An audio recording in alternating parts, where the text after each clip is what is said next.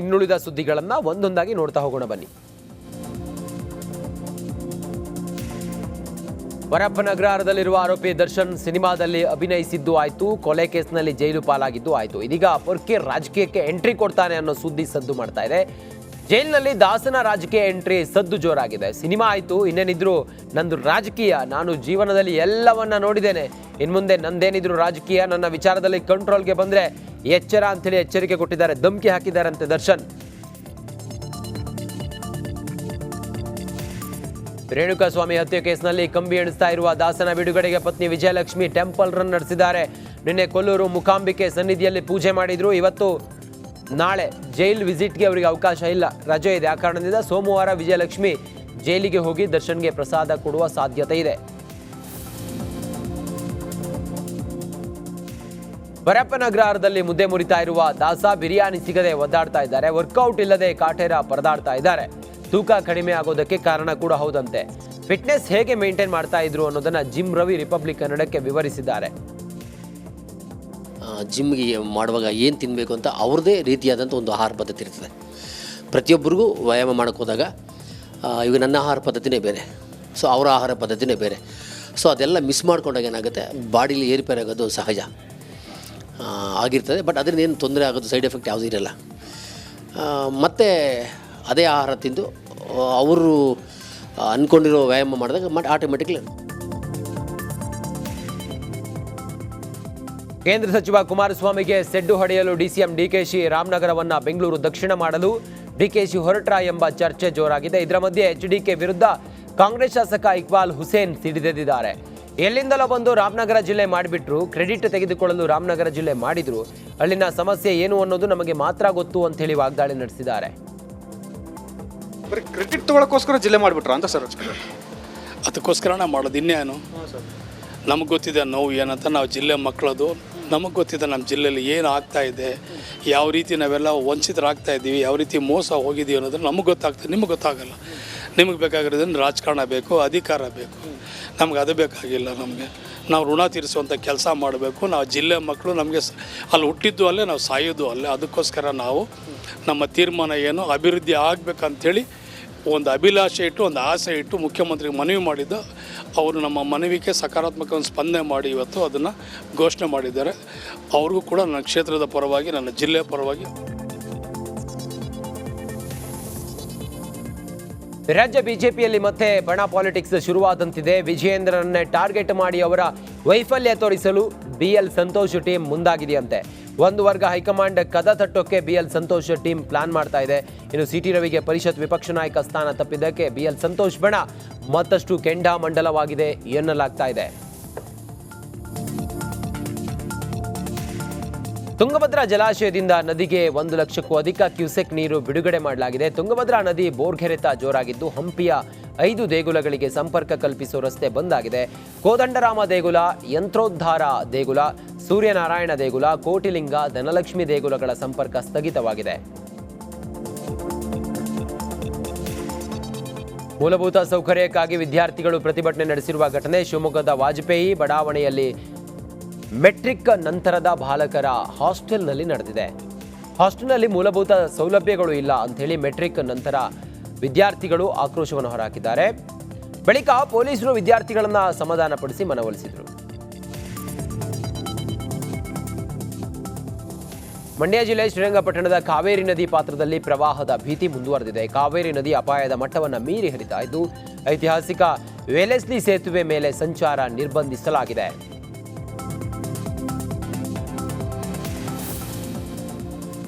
KRS ಡ್ಯಾಂನಿಂದ 1 lakh cusec ನೀರು ಬಿಡುಗಡೆ ಹಿನ್ನೆಲೆ ವಿಶ್ವ ಪ್ರಸಿದ್ಧ ರಂಗನತಿಟ್ಟು ಪಕ್ಷಿಧಾಮಕ್ಕೆ ಜಲಕಂಟಕ ಎದುರಾಗಿದೆ. ರಂಗನತಿಟ್ಟು ಪಕ್ಷಿಧಾಮದ ನಡುಗಡ್ಡೆಗಳು ಜಲಾವೃತಗೊಂಡಿದ್ದು ಗೂಡು, ಮೊಟ್ಟೆ, ಮರಿಗಳ ರಕ್ಷಣೆಗೆ ಪಕ್ಷಿ ಸಂಕುಲ ಹರಸಾಹಸ ಪಡ್ತಾ ಇದೆ. ಕಾವೇರಿ ಬೋರ್ಗೆರೆತಕ್ಕೆ ರಂಗನತಿಟ್ಟು ಪಕ್ಷಿ ಸಂಕುಲ ನಲುಗಿದೆ. ಬೋಟಿಂಗ್ ಪಾಯಿಂಟ್, ವಾಕ್ ಪಾತ್ ಜಲಾವೃತಗೊಂಡಿದ್ದು ಸದ್ಯ ರಂಗನತಿಟ್ಟು ಪಕ್ಷಿಧಾಮಕ್ಕೆ ಪ್ರವಾಸಿಗರನ್ನ ನಿರ್ಬಂಧಿಸಲಾಗಿದೆ. ತುಂಗಭದ್ರಾ ಜಲಾಶಯದಿಂದ 130,000 ಕ್ಯೂಸೆಕ್ ನೀರು ಬಿಡುಗಡೆ ಮಾಡಿದ್ರಿಂದ ತುಂಗಭದ್ರಾ ನದಿಯ ಕಿರು ಸೇತುವೆ ಮುಳುಗಡೆ ಆಗಿದೆ. ಕೊಪ್ಪಳದ ಮುನಿರಾಬಾದ್ ಬಳಿ ಇರುವ ತುಂಗಭದ್ರಾ ಜಲಾಶಯದಿಂದ ಕ್ರಸ್ಟ್ ಗೇಟ್ಗಳ ಮೂಲಕ ನದಿಗೆ ನೀರು ಹರಿಸಲಾಗಿದೆ. ನದಿ ಪಾತ್ರದ ಜನರಿಗೆ ಪ್ರವಾಹದ ಭೀತಿ ಶುರುವಾಗಿದೆ.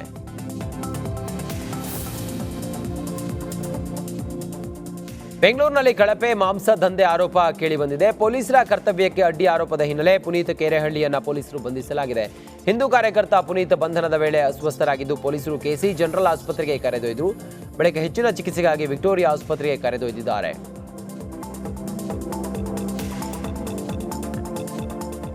ಬೆಂಗಳೂರಿನಲ್ಲಿ ಕಳಪೆ ಮಾಂಸ ದಂಧೆ ಆರೋಪ ಪ್ರಕರಣ ದಾಖಲಾಗಿತ್ತು. ಇಂದು ಆರೋಗ್ಯ ಇಲಾಖೆ ಅಧಿಕಾರಿಗಳಿಂದ ಅಬ್ದುಲ್ ರಜಾಕ್ ವಿಚಾರಣೆ ನಡೆಯಲಿದೆ.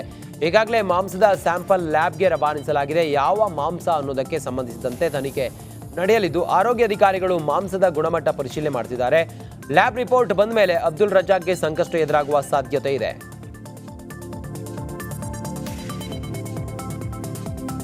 ಮಲೆನಾಡು ಶಿವಮೊಗ್ಗದಲ್ಲಿ ಗಾಳಿ ಮಳೆಯ ಅಬ್ಬರ ಮುಂದುವರೆದಿದೆ. ತೀರ್ಥಹಳ್ಳಿ ತಾಲೂಕಿನ ಮೀನ್ಮನೆ ಕೊಪ್ಪ ಗ್ರಾಮದಲ್ಲಿ ಮಳೆ ಅಬ್ಬರಕ್ಕೆ ಚಲಿಸುತ್ತಿದ್ದ ಬೈಕ್ ಮೇಲೆ ಮರ ಬಿದ್ದಿದೆ. 26 ವರ್ಷದ ಬೈಕ್ ಸವಾರ ರಾಮಪ್ಪ ಸ್ಥಳದಲ್ಲೇ ಮೃತಪಟ್ಟಿದ್ದಾರೆ.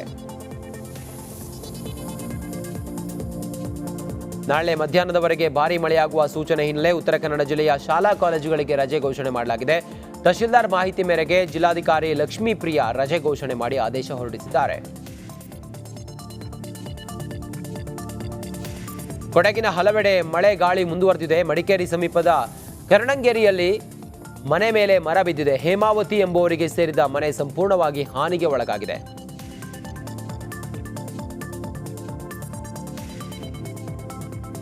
ಕೊಡಗಿನ ಕಾವೇರಿ ಲಕ್ಷ್ಮಣ ತೀರ್ಥ ನದಿಗಳು ಅಪಾಯದ ಮಟ್ಟವನ್ನು ಮೀರಿ ಹರಿಯುತ್ತಿವೆ. ಹೀಗಾಗಿ ಇಂದು ಜಿಲ್ಲೆಯಲ್ಲಿ ಆರೆಂಜ್ ಅಲರ್ಟ್ ಜಾರಿಗೊಳಿಸಲಾಗಿದ್ದು ಮುನ್ನೆಚ್ಚರಿಕೆಯಾಗಿ ಇಂದು ಶಾಲೆ ಕಾಲೇಜುಗಳಿಗೆ ರಜೆ ಘೋಷಿಸಲಾಗಿದೆ.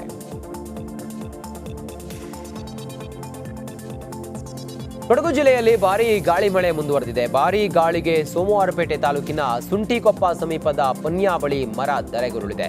ಸುಂಟಿಕೊಪ್ಪ ಮಾದಾಪುರ ರಸ್ತೆ ಬಂದ್ ಆಗಿರೋದ್ರಿಂದ ವಾಹನ ಸವಾರರು ಪರದಾಡಿದ್ದಾರೆ.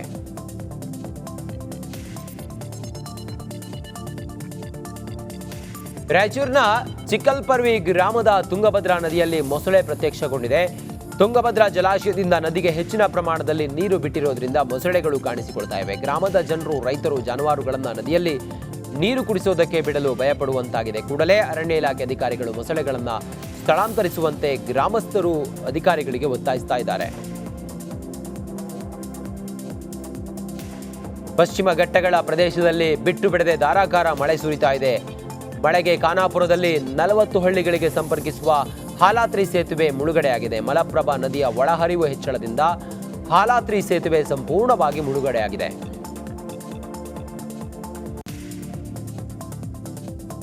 ರಾಜ್ಯದಲ್ಲಿ ಡೆಂಗಿ ಪ್ರಕರಣಗಳ ಸಂಖ್ಯೆ ದಿನದಿಂದ ದಿನಕ್ಕೆ ಏರಿಕೆಯಾಗ್ತಾ ಇದೆ. ಬೆಂಗಳೂರಿನಲ್ಲಿ ಡೆಂಗಿ ಪ್ರಕರಣಗಳು ನಿತ್ಯ ಡಬಲ್ ಸೆಂಚುರಿ ಬಾರಿಸ್ತಾ ಇದೆ. ಕಡಿಮೆಯಾಗಬೇಕಿದ್ದ ಡೆಂಗಿ ಕೇಸ್ಗಳು ಉಲ್ಬಣವಾಗ್ತಾ ಇದೆ. ಈ ಹಿನ್ನೆಲೆ ಆರೋಗ್ಯ ಸಚಿವ ದಿನೇಶ್ ಗುಂಡೂರಾವ್ ಅಧಿಕಾರಿಗಳಿಗೆ ಡೆಡ್ ಲೈನ್ ನೀಡಿದ್ದಾರೆ. ಬೆಂಗಳೂರಿನಲ್ಲಿ 2 ವಾರಗಳಲ್ಲಿ ಡೆಂಗಿ ನಿಯಂತ್ರಣಕ್ಕೆ ತರಬೇಕು, ಇಲ್ಲವಾದಲ್ಲಿ ಅದರ ಹೊಣೆ ಅಧಿಕಾರಿಗಳು ಹೊತ್ಕೊಳ್ಬೇಕು ಅಂತೇಳಿ ಸಚಿವರು ವಾರ್ನ್ ಮಾಡಿದ್ದಾರೆ.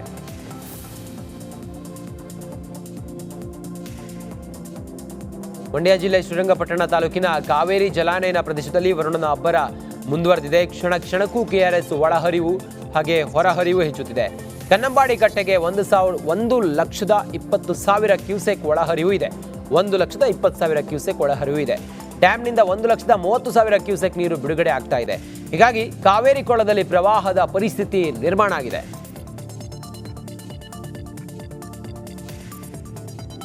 ಕಾವೇರಿ ಜಲಾನಯನ ಪ್ರದೇಶದಲ್ಲಿ ಧಾರಾಕಾರ ಮಳೆ ಹಿನ್ನೆಲೆಯಲ್ಲಿ ಮಂಡ್ಯ ಜಿಲ್ಲೆ ಮಳವಳ್ಳಿ ತಾಲೂಕಿನ ಪ್ರವಾಸಿ ತಾಣ ಮುತ್ತತ್ತಿ ಸುತ್ತಮುತ್ತ ನಿಷೇಧಾಜ್ಞೆ ಜಾರಿ ಮಾಡಲಾಗಿದೆ. ಹೆಚ್ಚಿನ ಸಂಖ್ಯೆಯಲ್ಲಿ ಪ್ರವಾಸಿಗರು ಬರುವ ಹಿನ್ನೆಲೆ ಮುಂಜಾಗ್ರತಾ ಕ್ರಮವಾಗಿ ನಿಷೇಧಾಜ್ಞೆ ಜಾರಿಗೊಳಿಸಿ ತಹಶೀಲ್ದಾರ್ ಕೆಎನ್ ಲೋಕೇಶ್ ಆದೇಶ ಹೊರಡಿಸಿದ್ದಾರೆ. ಆಗಸ್ಟ್ 6ರಂದು ತುಂಗಭದ್ರಾ ಜಲಾಶಯಕ್ಕೆ ಸಿಎಂ ಸಿದ್ದರಾಮಯ್ಯ ಬಾಗಿನ ಅರ್ಪಿಸಲಿದ್ದಾರೆ. ವಿಜಯನಗರ ಜಿಲ್ಲೆಯ ಹೊಸಪೇಟೆ ನಗರದ ಹೊರವಲಯದಲ್ಲಿರೋ ತುಂಗಭದ್ರಾ ಜಲಾಶಯ 2 ವರ್ಷಗಳ ಬಳಿಕ ಭರ್ತಿಯಾಗಿದೆ. 105 ಟಿಎಂಸಿ ಸಾಮರ್ಥ್ಯದ ಜಲಾಶಯದಲ್ಲಿ ಬರೋಬ್ಬರಿ 102 ಟಿಎಂಸಿಗೂ ಅಧಿಕ ನೀರು ಸಂಗ್ರಹ ಆಗಿದೆ. ಸಿಎಂ ಸಿದ್ದರಾಮಯ್ಯಗೆ ಜಿಲ್ಲಾ ಉಸ್ತುವಾರಿ ಸಚಿವ ಜಮೀರ್ ಅಹಮದ್ ಖಾನ್ ಸೇರಿದಂತೆ ಅನೇಕ ನಾಯಕರು ಸಾಥ್ ನೀಡಲಿದ್ದಾರೆ ಎಂದು ವಿಜಯನಗರ ಜಿಲ್ಲಾಧಿಕಾರಿ ಎಂಎಸ್ ದಿವಾಕರ್ ಹೇಳಿದ್ದಾರೆ. ಕಾವೇರಿ ನದಿ ಪಾತ್ರದಲ್ಲಿ ಪ್ರವಾಹ ತೀವ್ರ ಸ್ವರೂಪವನ್ನು ಪಡೆದುಕೊಳ್ತಾ ಇದೆ. ಕೆಆರ್ಎಸ್ ಡ್ಯಾಂನಿಂದ 0.30 ಲಕ್ಷ ಕ್ಯೂಸೆಕ್ ನೀರು ಬಿಡುಗಡೆ ಹಿನ್ನೆಲೆಯಲ್ಲಿ ಮಂಡ್ಯ ಜಿಲ್ಲೆ ಶ್ರೀರಂಗಪಟ್ಟಣದ ಪ್ರಸಿದ್ಧ ನಿಮಿಷಾಂಬ ದೇಗುಲದ ಮೆಟ್ಟಿಲವರೆಗೂ ಕೂಡ ನೀರು ತಲುಪಿದೆ. ನವಗ್ರಹ, ಅರಳಿಕಟ್ಟೆ, ಶಿವನ ದೇಗುಲ ಮುಳುಗಡೆಯಾಗಿದೆ. ದೇವಾಲಯದ ಬಳಿ ಹೈ ಅಲರ್ಟ್ ಘೋಷಿಸಲಾಗಿದ್ದು ನದಿಗಿಳಿಯದಂತೆ ಬ್ಯಾರಿಕೇಡ್ ಅಳವಡಿಸಿ ಕಾವಲಿಗಾಗಿ ಸಿಬ್ಬಂದಿ ನಿಯೋಜಿಸಲಾಗಿದೆ.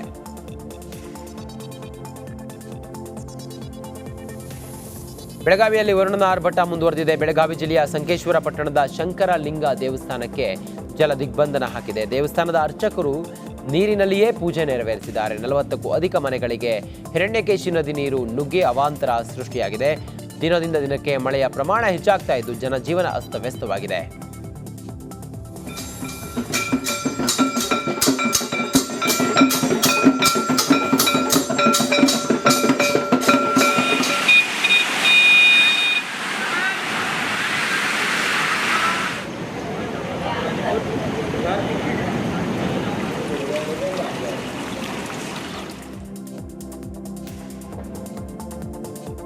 ಕೃಷ್ಣಾ ನದಿ ತಟದಲ್ಲಿ ಪ್ರವಾಹದ ಆರ್ಭಟ ಜೋರಾಗಿದೆ. ಬೆಳಗಾವಿ ಜಿಲ್ಲೆಯ ಚಿಕ್ಕೋಡಿ ತಾಲೂಕಿನ ಮಳಗೆಹೊಸ್ತಿ ಗ್ರಾಮದಲ್ಲಿ 60 ಮನೆಗಳಿಗೆ ನೀರು ನುಗ್ಗಿದೆ.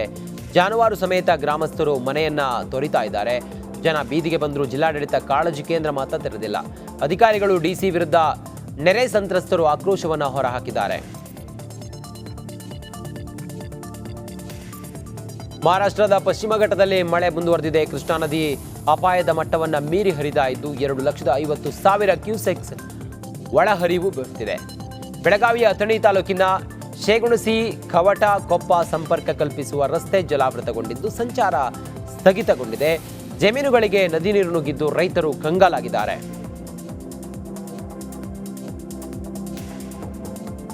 ನಾರಾಯಣಪುರ ಜಲಾಶಯದಿಂದ ಕೃಷ್ಣಾ ನದಿಗೆ ಅಪಾರ ಪ್ರಮಾಣದ ನೀರು ಬಿಡುಗಡೆಯಾಗಿದೆ. ಕೃಷ್ಣಾ ನದಿ ಪಾತ್ರದ ಜನರಲ್ಲಿ ಪ್ರವಾಹದ ಭೀತಿ ಹೆಚ್ಚಾಗಿದೆ. ಶಹಾಪುರದ ಕೊಳ್ಳೂರು ಹೊರವಲಯದಲ್ಲಿರುವ ಕೊಳ್ಳೂರು ಸೇತುವೆ ಸಂಪೂರ್ಣವಾಗಿ ಮುಳುಗಡೆಯಾಗಿದೆ. ಸೇತುವೆ ಮೇಲೆ 2-3 ಅಡಿ ನೀರು ಹರಿತಾ ಇದ್ದು ಸಂಪರ್ಕ ಕಡಿತಗೊಂಡಿದೆ. ಯಾದಗಿರಿ ರಾಯಚೂರು ಸಂಪರ್ಕ ಸೇತುವೆಯಾಗಿದ್ದ ಕೊಳ್ಳೂರು ಸೇತುವೆ ಮುಳುಗಡೆಯಾಗಿದ್ದು ಸೇತುವೆ 2 ಬದಿಯಲ್ಲಿ ಭದ್ರತಾ ಸಿಬ್ಬಂದಿ ನೇಮಿಸಲಾಗಿದೆ.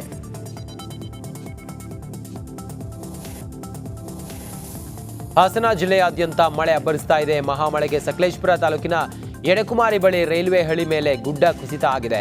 ಗುಡ್ಡ ಕುಸಿತ ಹಿನ್ನೆಲೆ ಬಿಜಾಪುರ ಹಾಗೂ ಮಂಗಳೂರು ರೈಲುಗಳು ಸ್ಥಳದಲ್ಲೇ ನಿಂತಿವೆ. ಇದರಿಂದ ಕೆಲ ಪ್ರಯಾಣಿಕರನ್ನ ರೈಲ್ವೆ ಅಧಿಕಾರಿಗಳು ಕೆಎಸ್ಆರ್ಟಿಸಿ ಬಸ್ ವ್ಯವಸ್ಥೆ ಮಾಡಿ ಸುಬ್ರಹ್ಮಣ್ಯದಿಂದ ಮಂಗಳೂರಿಗೆ ಕಳಿಸಿದ್ದು ತೆರವು ಕಾರ್ಯಾಚರಣೆ ನಡೆಸಿದ್ರು. ಗುಡ್ಡ ತೆರವುಗೊಂಡ ನಂತರ ಮಂಗಳೂರು ಹಾಗೂ ಕಾರವಾರಕ್ಕೆ ರೈಲು ಹೊರಟಿತು.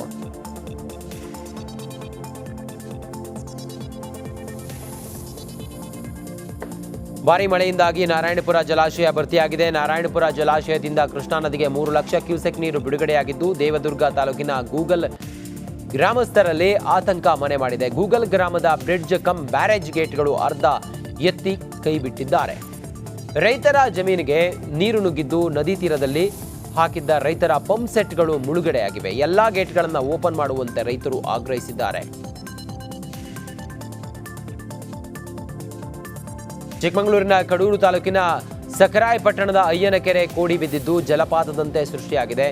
ಮದಗದ ಕೆರೆ ಕೋಡಿ ಬಿದ್ದ ನಂತರ ಅಯ್ಯನ ಕೆರೆ ಕೋಡಿ ಬೀಳೋದು ವಾಡಿಕೆ. ಅದರಂತೆ ನಿನ್ನೆ ಮದಗನ ಕೆರೆ ಕೋಡಿ ಬಿದ್ದಿತ್ತು. 100 ಎಕರೆ ಪ್ರದೇಶದಲ್ಲಿರುವ ಅಯ್ಯನ ಕೆರೆ ಬಯಲು ಸೀಮೆ ಭಾಗದ ಕೆರೆಗಳನ್ನು ಭರ್ತಿ ಮಾಡುತ್ತದೆ.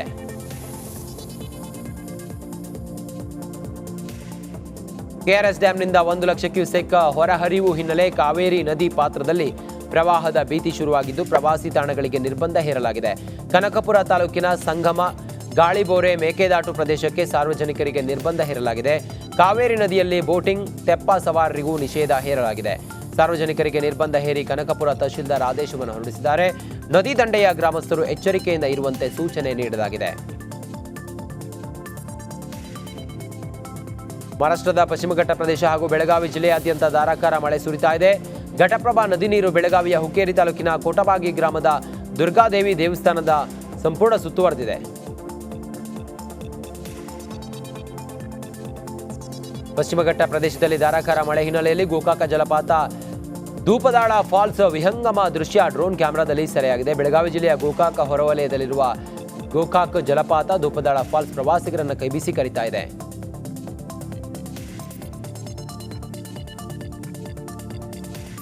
ಮಳೆಗೆ ಮನೆಗೋಡೆ ಕುಸಿದು 7 ಮೇಕೆಗಳು ಸಾವನ್ನಪ್ಪಿದ ಘಟನೆ ಚಿತ್ರದುರ್ಗ ತಾಲೂಕಿನ ಭೀಮಸಂದ್ರ ತೊರೆಬೈಲಿನಲ್ಲಿ ನಡೆದಿದೆ. ಜಯಣ್ಣ ಎಂಬುವರ ಮನೆಗೋಡೆ ಕುಸಿದಿದ್ದು ಅದೃಷ್ಟವಶಾತ್ ಜಯಣ್ಣ ಕುಟುಂಬ ಪ್ರಾಣಾಪಾಯದಿಂದ ಪಾರಾಗಿದೆ.